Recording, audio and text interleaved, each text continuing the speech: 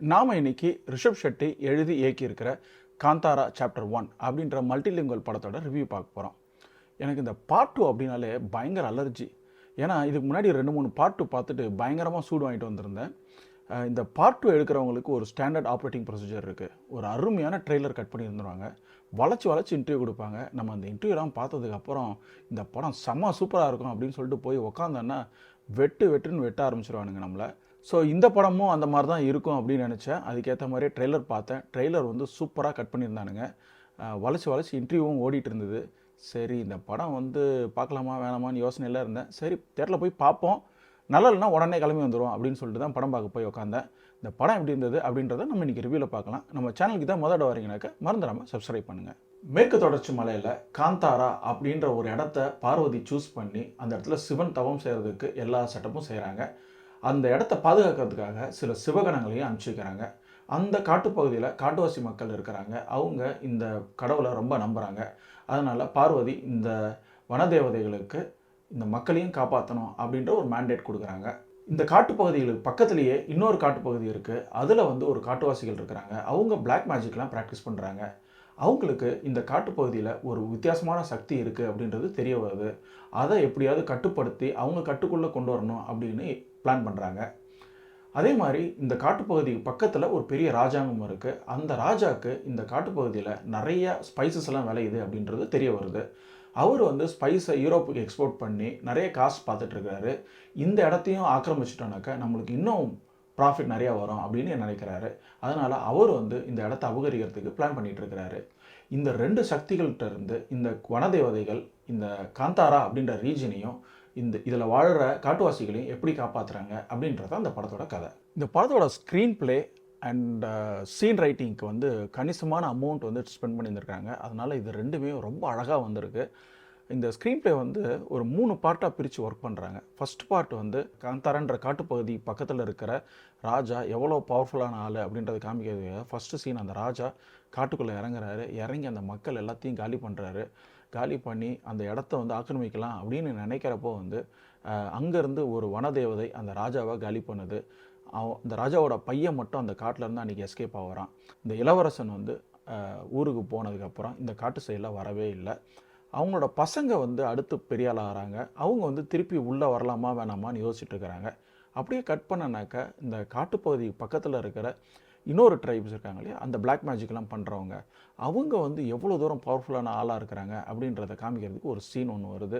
அந்த வனதேவதை வந்து ரிஷப் ஷெட்டி அண்ட் கோவை இப்படி ஒரு இடம் இருக்குது அப்படின்றதுக்காக அந்த இடத்துக்குள்ளே கூப்பிட்டு போகிறப்போ ரிஷப் ஷெட்டிக்கு வந்து அந்த இடம் ஒரு அமானுஷ்யமான ஒரு இடம் அப்படின்றது தெரிய வருது. அங்கே வந்து அவன் அது வந்து ஒரு மாய உலகம் மாதிரியே இருக்குது.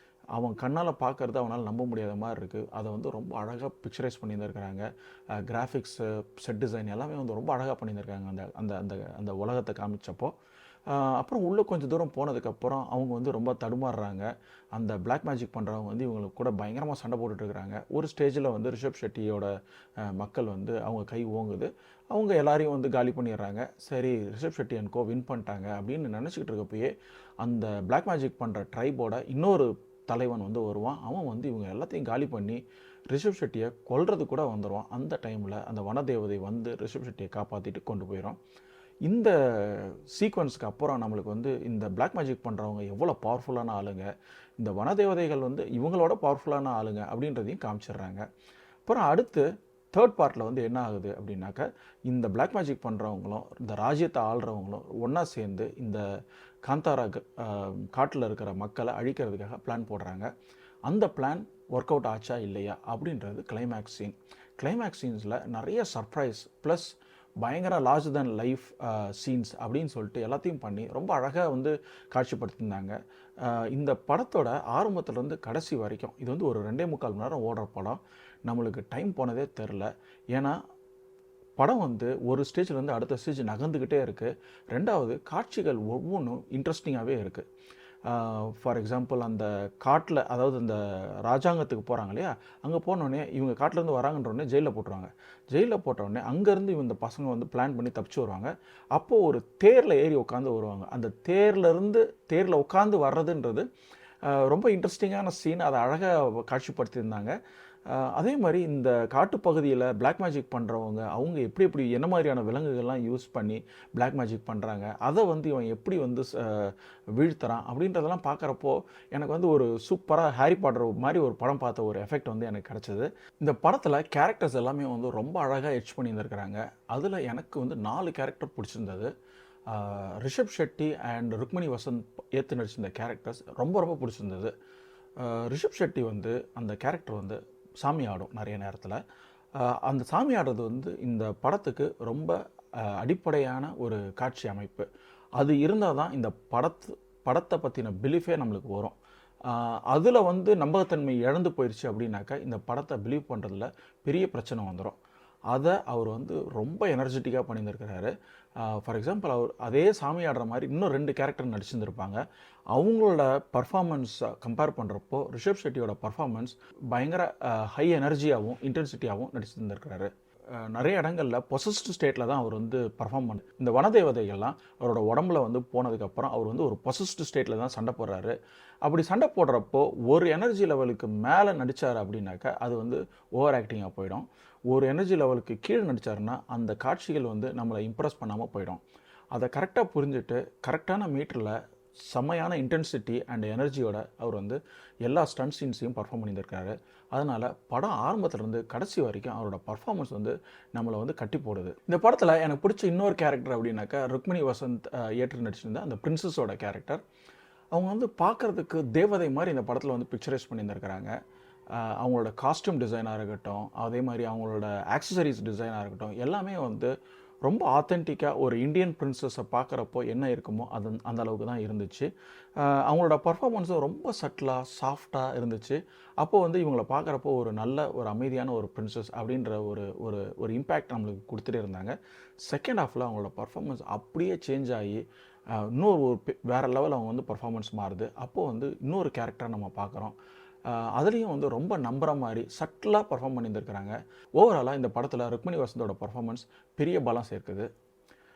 இவங்களோட கேரக்டர் இல்லாமல் ஜெயராமோட கேரக்டரும் இந்த பிரின்சஸை நடித்தவங்களும் ரொம்ப அழகாக பர்ஃபார்ம் பண்ணியிருக்கிறாங்க. இவங்க 2 பேரும் ஒரு பயங்கரமான வில்லனாக இந்த படத்தில் வந்து இருக்கிறாங்க. அது இந்த படத்துக்கு ஒரு ஒரு ஒரு இன்ட்ரெஸ்டிங்கான ஒரு எக்ஸ்பீரியன்ஸை நம்மளுக்கு கொடுக்குது. நிறைய ஹிஸ்டாரிக் படங்கள் எடுக்கிறப்போ ஃபேக்ட்ஸை பற்றி அதிகமாக செக் பண்ணாமல் அவங்களுக்கு மனசில் வந்ததெல்லாம் எழுதிட்டே இருப்பாங்க. இந்த படத்தில் ரிஷப் ஷெட்டி வந்து ரொம்ப கேர்ஃபுல்லாக ஹிஸ்ட்ரியெல்லாம் பார்த்து தெரிஞ்சு கேரக்டர்ஸ் எல்லாம் வடிவமைச்சு அந்த காட்சிகளை வந்து பண்ணியிருந்திருக்கிறாரு. For example 15th century 16th century time ஃப்ரேமில் போர்ச்சுகீஸ் வந்து இந்தியாவுக்கு வந்துட்டாங்க. அவங்க ஸ்பைசஸ் எல்லாம் நிறைய இம்போர்ட் பண்ண ஆரம்பிக்கிறாங்க. அதே டைமில் அரப் ட்ரேடர்ஸும் வந்து வெஸ்ட் கோஸ்ட்டில் வந்து இருந்திருக்கிறாங்க. இந்த 2 கேரக்டர் மூலிமா நம்மளுக்கு அழகாக வந்து காட்சிப்படுத்தியிருக்கிறாரு. மிளகு, அப்புறமேலு சுக்கு, ஏலக்காய் இதெல்லாம் வந்து எப்படி எக்ஸ்போர்ட் பண்ணுறாங்க, அது வந்து எப்படி ராஜ்யங்களில் சேஞ்சஸ் உருவாகுது அப்படின்றதெல்லாம் வந்து சட்டில் பேக்ரவுண்டில் வந்து அதெல்லாம் டச் பண்ணிட்டு போயிருந்திருக்கிறாரு. அதே மாதிரி இந்த ராஜாவோட அரசவை டிசைன் இருக்குது. இதெல்லாத்தையும் வந்து ரொம்ப மெனக்கெட்டு நல்ல ரெஃபரன்ஸ்லாம் எடுத்து பண்ணியிருந்திருக்கிறாங்க. ஜென்ரலாக அரசவை அப்படின்னாலே பயங்கர கிராண்டாக இருக்கணும் அப்படின்ற ஒரு எதிர்பார்ப்பில் கிராஃபிக்ஸில் கண்ணா பின்னான்னு பண்ணி விட்ருவாங்க. அது மாதிரிலாம் பண்ணாமல் for example 17th century Calicut ராஜாவோட ஒரு பெயிண்டிங், அவரோட அரசவையோட பெயிண்டிங் வந்து போர்ச்சுகீசியர்கள் வந்து பண்ணியிருந்திருக்காங்க. அதை ரெஃபரன்ஸாக எடுத்து ரொம்ப அழகாக லைட்டிங்கு ப்ளஸ் பில்லர்ஸ் அப்புறமேல அந்த சேர்ஸ் எல்லாத்தையும் அடுக்கி அதாவது ஆத்தென்டிக்காக வந்து டிசைன் பண்ணி அதை வந்து நம்மளுக்கு காட்சியும் படுத்தியிருந்தாங்க. அதை ரொம்ப அழகாக காட்சிப்படுத்தியிருந்தாங்க அப்படின்னு நினைக்கிறேன்.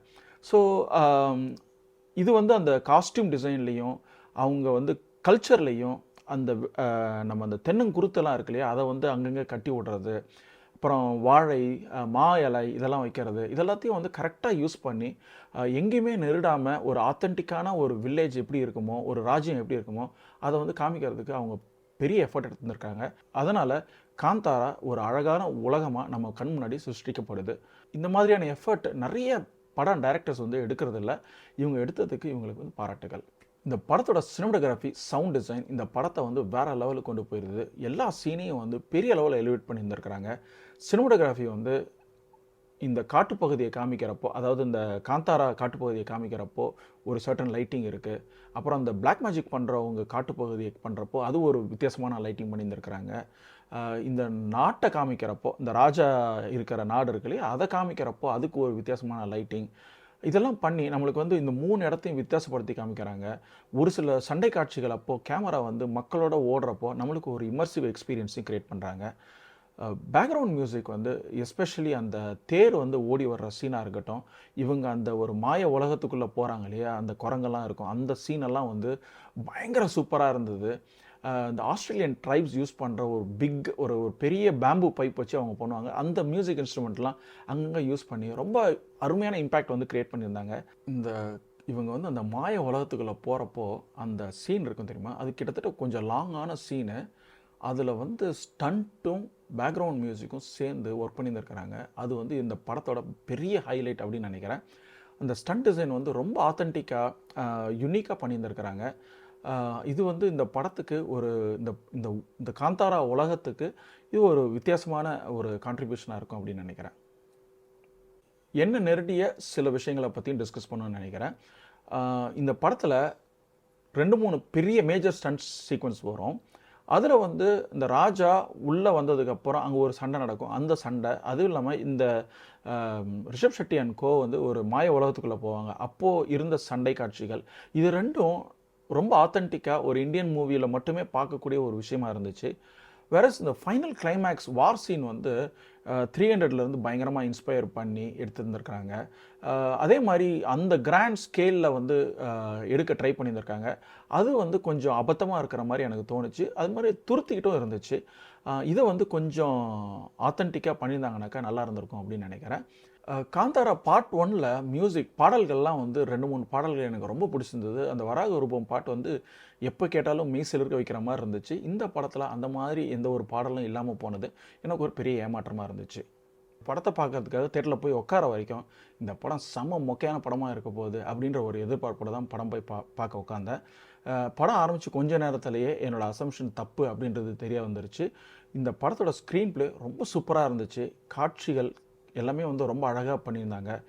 இந்த கேரக்டர்ஸ் எல்லாத்தையும் ரொம்ப அழகாக டிஃபைன் பண்ணியிருந்தாங்க. இதில் ஏற்று நடித்த நடிகர்களும் ரொம்ப மெருகேற்ற மாதிரி தான் அவங்களோட நடிப்பும் இருந்துச்சு. சினிமாட்டோகிராஃபி, சவுண்ட் டிசைன், அப்புறமேலு ப்ரொடக்ஷன் டிசைன் எல்லாமே வந்து ரொம்ப சூப்பராக இருந்துச்சு. மியூசிக் வந்து காந்தாரா பார்ட் 1ல் இருந்த அளவுக்கு இந்த படத்தில் இல்லை. அது ஒரு பெரிய நெகட்டிவ் இந்த படத்துக்கு. அதை தள்ளி வச்சு பார்த்தோன்னாக்கா இந்த படம் வந்து பயங்கர கிராண்ட் ஸ்கேலில் பண்ணியிருக்கிறாங்க. ஒவ்வொரு சீனையும் வந்து அவ்வளோ தூரம் செதுக்கி இருக்கிறாங்க. இந்த மாதிரியான படங்கள் பெரிய ஸ்க்ரீனில் பார்த்து என்ஜாய் பண்ண வேண்டிய படங்கள் அப்படின்னு நினைக்கிறேன். நீங்கள் இந்த படத்தை பார்த்துட்டீங்களா? உங்களுக்கு பிடிச்ச கேரக்டர் என்ன? உங்களுக்கு பிடிச்ச காட்சிகள் என்ன அப்படின்றத பற்றி சொல்லுங்கள். இந்த ரிவ்யூ உங்களுக்கு பிடிச்சதுனாக்கா லைக் பண்ணுங்கள், ஷேர் பண்ணுங்கள், சப்ஸ்கிரைப் பண்ணுங்கள். இன்னொரு நாள் இன்னொரு வீடியோ சந்திப்போம். அது வரைக்கும்